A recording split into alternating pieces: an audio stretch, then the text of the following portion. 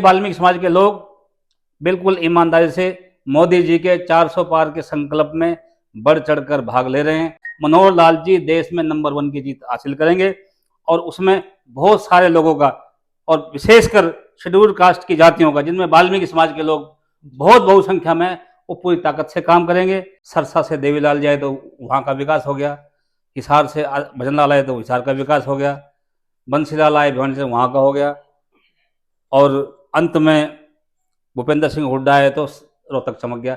मनोहर लाल जी ने कहा कि मैं ऐसा मुख्यमंत्री के रूप में कार्य करूंगा, कोई एक इलाके का आदमी उंगली ना उठाए, पूरे हरियाणा में उन्होंने समान विकास कराने का प्रयास किया है। भारतीय जनता पार्टी की रीति नीति है कि कोई हमारा रिकॉर्ड क्यों तोड़ेगा, हम अपना स्वयं तोड़ लेंगे।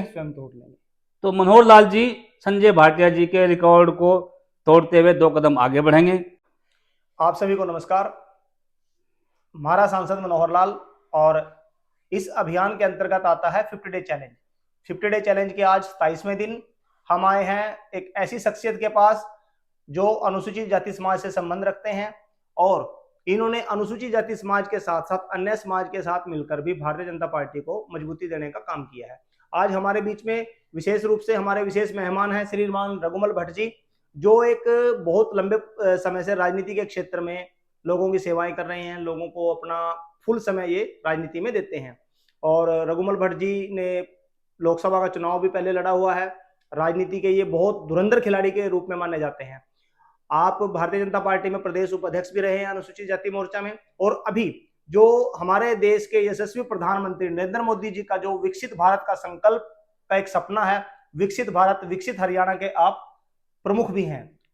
तो रघुमल जी, आपका बहुत बहुत स्वागत है। बहुत बहुत धन्यवाद। आज हमारा जो ये अभियान है, हमारा सांसद मनोहर लाल, और इस अभियान के अंतर्गत जो 50 डे चैलेंज है, 50 डे चैलेंज का आज 27वें दिन, हम आपसे ये जानना चाहेंगे कि जो मनोहर लाल जी की नीतियां रही हैं, मनोहर नीतियां, 9.5 साल का जो उनका कार्यकाल रहा है, वो आप कैसे देखते हैं? और दूसरा, वो एक लोकसभा प्रत्याशी के रूप में हमारे बीच में अब करनाल में आए हैं, तो उसमें आप क्या कहना चाहेंगे?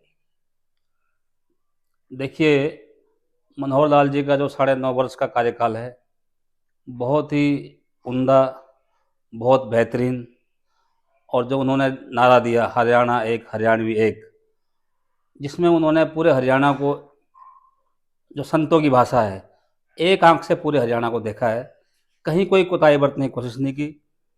वरना अक्सर ये होता रहा है, सरसा से देवीलाल जाए तो वहाँ का विकास हो गया, हिसार से भजनलाल आए तो हिसार का विकास हो गया, बंसीलाल आए भिवानी से वहाँ का हो गया, और अंत में भूपेंद्र सिंह हुड्डा आए तो रोहतक चमक गया।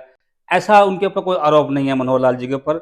मनोहर लाल जी ने कहा कि मैं ऐसा मुख्यमंत्री के रूप में कार्य करूंगा, कोई एक इलाके का आदमी उंगली ना उठाए, पूरे हरियाणा में उन्होंने समान विकास कराने का प्रयास किया है, और उनके इस नारे को लोगों ने पसंद भी किया है, उसका उनको सम्मान भी जगह जगह मिलता रहा है।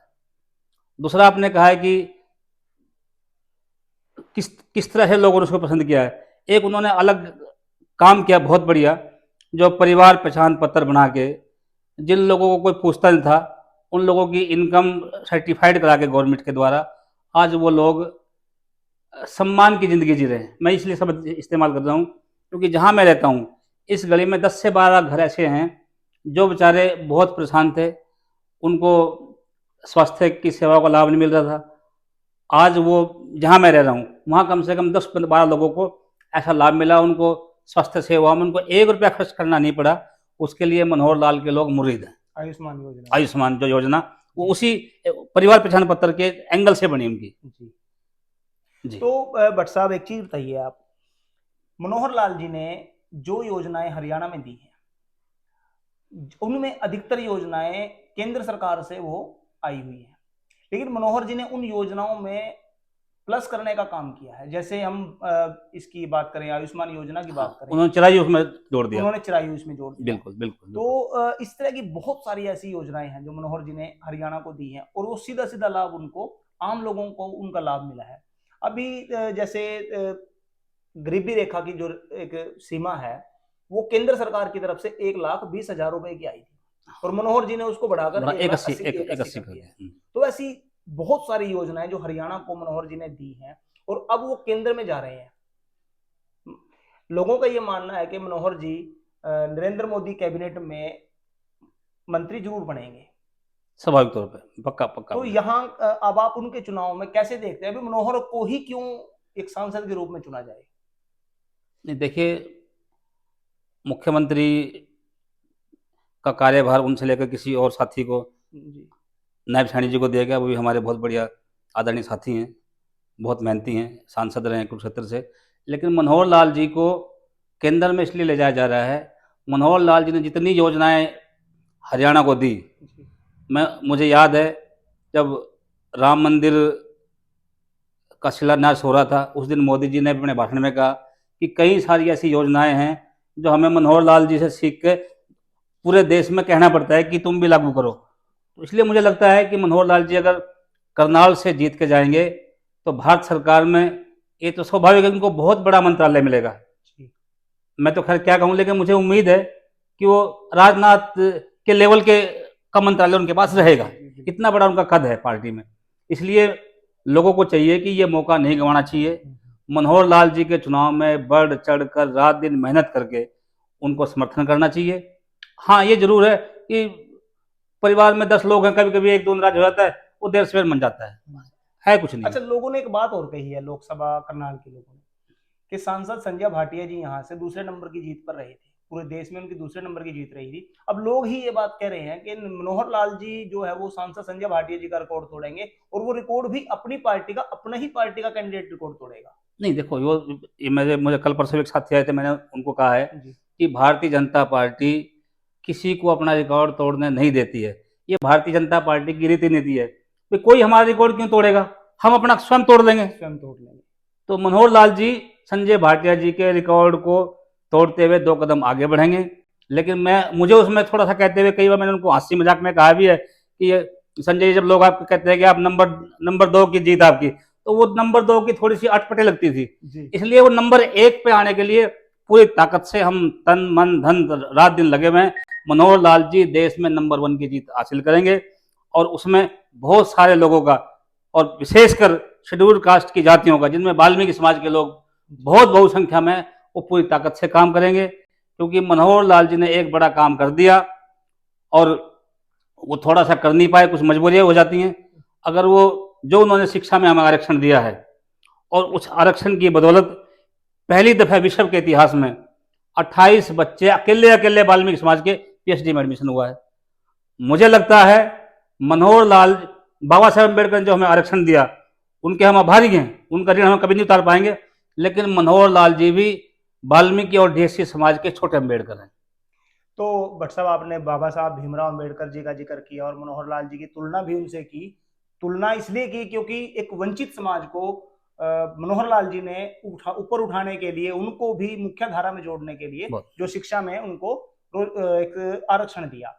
लेकिन कुछ ऐसी भ्रांतियां भी फैलाई जा रही हैं कि भाजपा सत्ता में अगर आई तो ये आरक्षण को खत्म कर देंगी। आप इसको किस नजरिए से देखते हैं? नहीं देखो, पता क्या जी, भारत में डेमोक्रेसी है, तानाशाही नहीं है। और अगर तानाशाही पैटर्न होता तो लोग मान भी लेते। ये तो विपक्ष का काम है। जब लोग चुन के जाएंगे पार्लियामेंट में, उसमें हमारे समाज के लोग भी जाएंगे, और पार्टियों के लोग उससे और पार्टियों से भी लाएंगे। ऐसे समाज के लोग क्यों होने देंगे?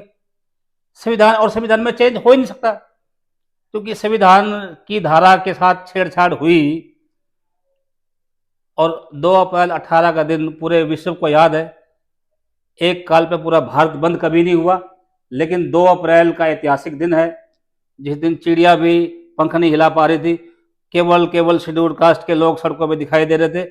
और वो भारत बंद ऐसा ऐतिहासिक भारत बंद था, वो ना कभी जीवन में आगे होगा, ना कभी उसकी आवश्यकता पड़ेगी। अगर संविधान में ऐसी कोई होती है तो सबको पता है ये कांग्रेस की अफवाह फैलाई हुई है। नरेंद्र मोदी जी तो इस समाज को पसंद करते हैं। नरेंद्र मोदी जी ने प्रयागराज में कुंभ हुआ तो कुंभ में जाके सफाई कर्मियों के चरण धो के उनके अपने मस्तक से उनके जल को लगाया है। और जहां भी वो जाते हैं गरीब लोगों के ज्यादा उपकार करते हैं। भगवान वाल्मीकि के लिए उन्होंने अयोध्या में एयरपोर्ट बना के उनका नाम दे दिया, मंदिर बन रहा है। एयरपोर्ट पे उतरते ही लोग, एयरपोर्ट से उतरेंगे तो सामने वाल्मीकि जी की मूर्ति दिखेगी, वो उतरते जो है प्रणाम करना है। सबकी मजबूरी है, ये मोदी जी ने बनाया है मजबूरी लोगों की, कि एयरपोर्ट पे उतरोगे तो सामने भगवान वाल्मीकि जी को तो वंदन करना पड़ेगा। तो ये बहुत बड़ा काम है। इसलिए वाल्मीकि समाज के लोग बिल्कुल ईमानदारी से मोदी जी के 400 पार के संकल्प में बढ़ चढ़कर भाग ले रहे हैं और वो मुझे लगता है मोदी जी 400 पार के संकल्प को छुएंगे, देश में फिर मोदी सरकार बनेगी। तो भट्ट साहब हमारे बीच में उपस्थित हैं और जो ये लोकतंत्र का एक महापर्व मनाया जा रहा है, इस महापर्व में एक त्योहार में 25 मई को जो अपनी भागीदारी सुनिश्चित करने के लिए हम सब ने वोट डालने का काम करना है। तो भट्ट साहब आप हमारे दर्शकों से और हरियाणा वासियों से, दूसरा करनाल लोकसभा क्षेत्र वासियों से 25 मई के लिए क्या अपील करेंगे? तेजिंदर जी, बहुत बढ़िया सवाल है आपका। 25 मई हम सब लोगों के लिए ऐतिहासिक दिन है और वो ऐतिहासिक दिन विशेषकर हम करनाल वालों के लिए वो और ज़्यादा महत्वपूर्ण हो जाता है। जिस दिन हम करनाल के साथ साथ हरियाणा में 10 सीटें हैं, हम उस दिन 11 सीटों के लिए चुनाव वोट डाल देंगे। 10 हम लोकसभा की सीटों के लिए कमल का बटन दबाएंगे, 11वां हमारे हरियाणा के यशस्वी मुख्यमंत्री, नौजवान नेता जिनके चेहरे पर से मुस्कान रहती है, ऐसे मुस्कान भरे भाई नायब सैनी का बटन भी हम कमल का बटन दबाकर उनको चंडीगढ़ भेजेंगे, मनोहर लाल जी को दिल्ली भेजेंगे और जब वो चंडीगढ़ जाएंगे, दिल्ली जाएंगे तो काम तेज गति से दलित, वंचित, गांव, कमेरे सबका विकास होगा। तो आज हमारे बीच में अनुसूचित जाति मोर्चा के प्रदेश उपाध्यक्ष रहे हैं रघुमल भट्ट जी, और अभी जो विकसित भारत एक मोदी जी का जो संपर्क अभियान है, उनका सपना भी है कि 2047 में अपने हिंदुस्तान को विकसित भारत बनाना है। तो उस विकसित भारत अभियान में आप प्रमुख हैं रघुमल भट्ट जी। आज आप हमारे बीच में उपस्थित रहे, हमारे दर्शकों को आज आपने मोदी की योजनाएं, मनोहर की योजनाएं, दूसरा एक भ्रांति जो थी कि संविधान को बदल देंगे, उसको भी आपने आज दूर करने का काम किया। उसके लिए आपका बहुत बहुत धन्यवाद, आभार। तो आज की वीडियो में इतना ही, आपको फिर मिलेंगे किसी नए मेहमान के साथ। तो तब तक के लिए जय हिंद, जय भारत, वंदे मातरम। नमस्कार, नमस्कार जी।